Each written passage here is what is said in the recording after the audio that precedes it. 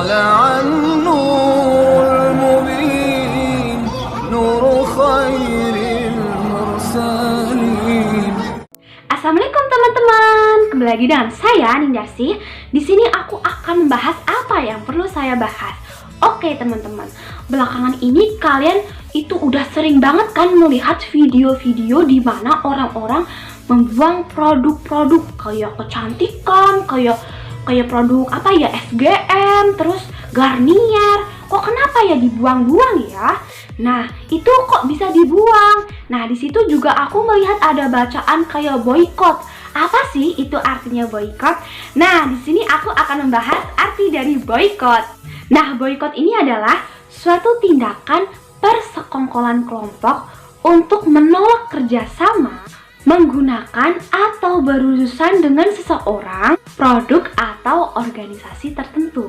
Nah, yang intinya di sini adalah memutus kerjasama, guys. Sebuah produk. Nah, kok bisa diputus kerjasamanya? Nah, contohnya nih kayak produk Aqua, SGM, Garnier, produk-produk dari Prancis. Nah, kenapa bisa begitu diputus? Padahal kan SGM itu adalah favorit susunya anak aku. Aqua kan favoritnya minuman aku gitu kan. Semuanya lah udah cocok deh. Kosmetiknya kok bisa diboikot ya gitu kan. Oke, kita simak baik-baik kronologinya kayak apa. Kronologi ini berawal dari Samuel Paty. Siapa Samuel Paty ini? Samuel Paty adalah guru di Prancis. Nah, Samuel Paty dipenggal kepalanya pada tanggal 16 Oktober 2020 oleh remaja pada umur 18 tahun. Masih remaja banget kan? Nah, kok bisa Samuel Paty ini dibunuh? Pada saat itu Samuel Paty mengajar di kelas tentang kebebasan berpendapat, guys. Kemudian apa yang dilakukan Samuel Paty? Menunjukkan kartun Nabi Muhammad kepada murid-muridnya. Hal ini jelas sekali dilarang oleh agama Islam, guys. Iya kan? Menggambarkan aja nggak boleh, apalagi dibikin kartun. Nah, karikatur ini diterbitkan oleh Charlie Hebdo pada tahun 2015. Nah, berarti udah lama banget ya. Iya, betul sekali. Nah, tak hanya Samuel Paty, karikatur ini menginspirasi banyak kaum Islamis, guys.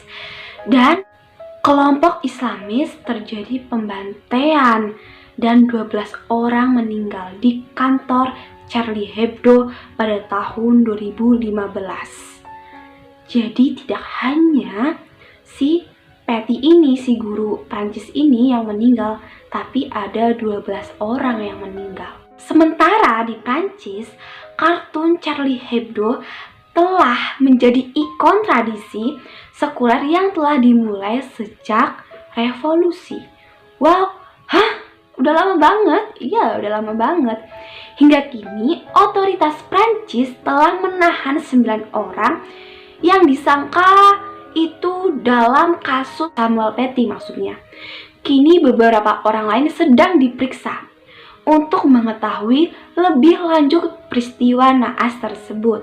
Dan selain itu, Macron merespon dengan menyampaikan pembelaan penuh semangat terhadap kebebasan berbicara dan nilai-nilai sekuler yang berlaku di Prancis. Jadi Macron ini sangat mendukung sekali tentang kebebasan berpendapat, guys. Dikutip oleh BBC, pada sejumlah upacara, Macron memuji aksi Samuel Paty dan bersumpah untuk melanjutkan perjuangan kebebasan berpendapat, perjuangan untuk mempertahankan republik tersebut. Dan selain itu, Macron juga membuat rancangan RUU baru Islamis, RUU baru untuk memerangi kelompok Islamis. Macron mengatakan bahwa kelompok Islamis telah menciptakan budaya paralel di Prancis yang menolak nilai-nilai adat istiadat dan hukum negara Prancis. Penggambaran Nabi Muhammad secara luas itu dianggap tabu dan dilarang oleh agama Islam. Kemudian apa jadinya? Boikot produk Prancis, negara-negara Islam yang mengutuk pernyataan Macron dan karikatur Nabi Muhammad. Negara Islam menyerukan pemboikotan barang-barang Prancis. Dan Turki memimpin tuntutan itu. Dan kemudian Turki mengatakan Macron ini membutuhkan pemeriksaan kesehatan mental dan menuduhnya menjalankan agenda anti-Islam. Nah, selain itu, pedagang di Yordania, Kuwait, dan Qatar telah memindahkan barang-barang dari rak toko, sementara Universitas Qatar telah membatalkan Pekan Budaya Prancis. Wow, udah bener-bener internasional banget kan?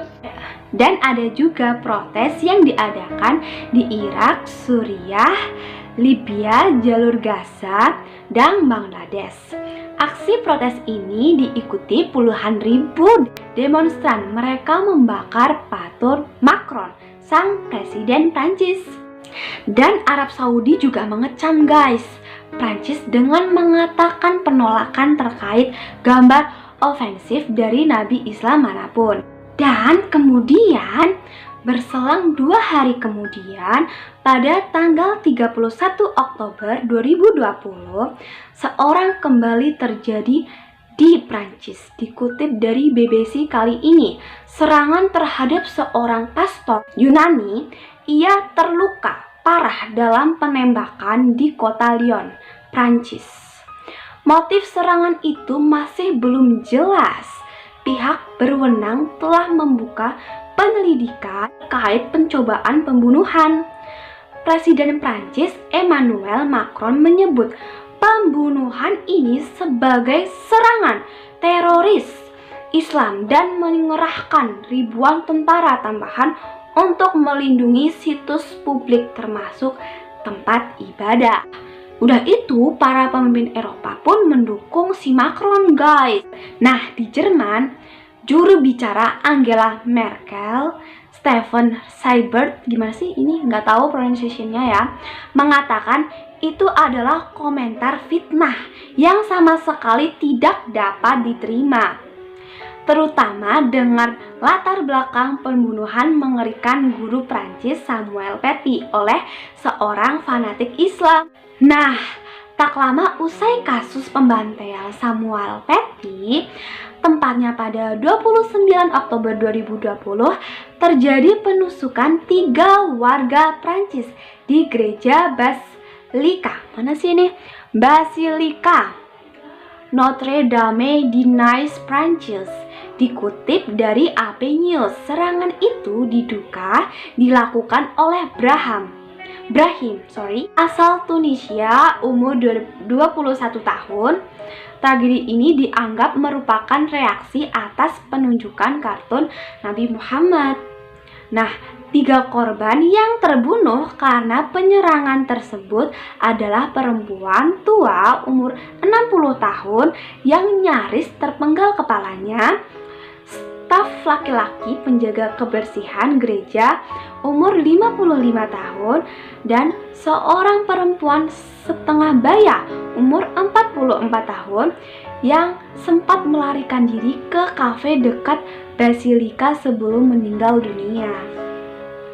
Nah itu guys, jadi di Prancis ini banyak orang-orang yang meninggal gitu. Entah itu karena apa nggak tahu, tapi orang Prancis ini kayak mengawang-awang karena terorisme ini. Nah kemudian bagaimana dengan Indonesia? Gimana sih reaksi Indonesia terhadap kayak gini?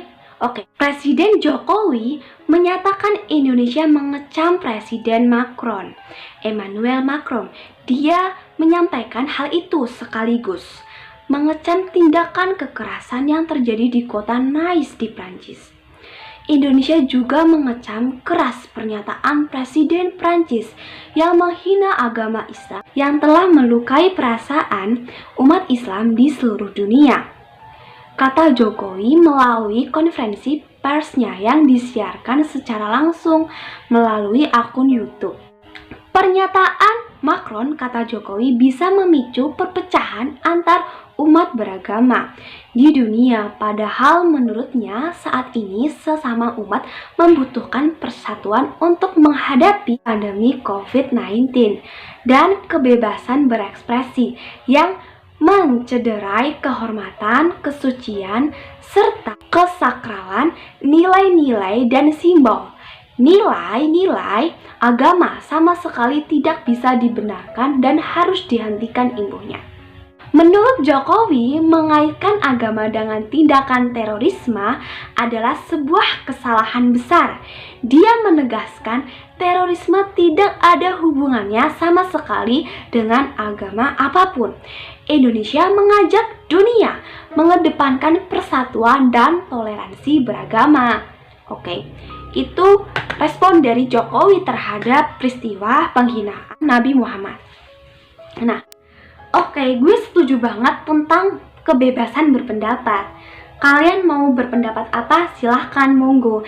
Tapi kita harus mementingkan, kita harus berpikir bagaimana kita cara mengatakan, harus mengedepankan sopan santun atau nilai kesopanan. Nah, disinilah yang sering sekali dilihat, karena kesopanan itu sangatlah penting, guys.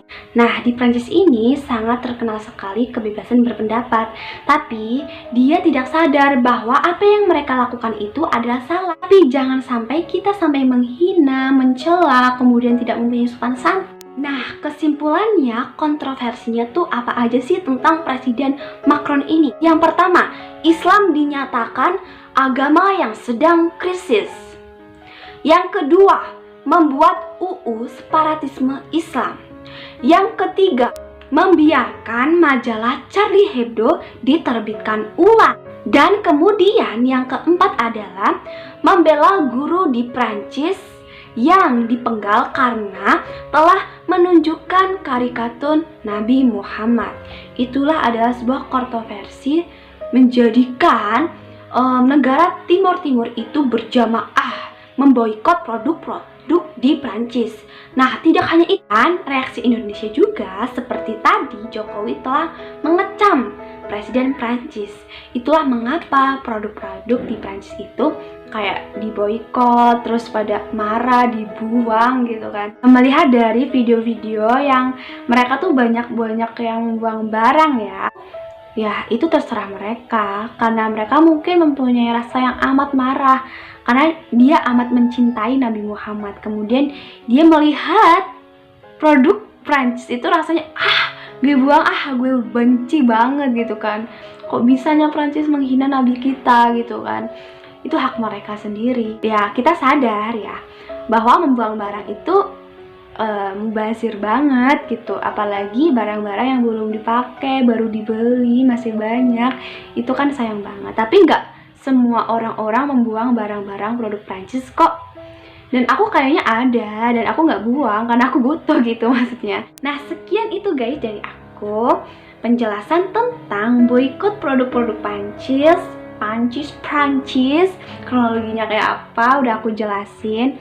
Semoga kalian mengerti, bermanfaat, dan paham juga. Dan pesan dari aku, jangan sampai kalian berpendapat dengan cara menghina gitu. Itu perlakuan yang buruk ya kan. Jadi janganlah ditiru, ambil yang baik. Oke, di sini sih apa yang baik ya? Ya kita belajarlah dari keburukan perilaku oknum ya. Jadi kita harus belajar, tidak hanya belajar dari orang-orang yang baik gitu. Kita harus belajar juga dari orang-orang yang buruk biar kita tidak mencontohnya di kehidupan nyata kita. Oke, sekian dari aku. Wassalamualaikum warahmatullahi wabarakatuh. Bye bye.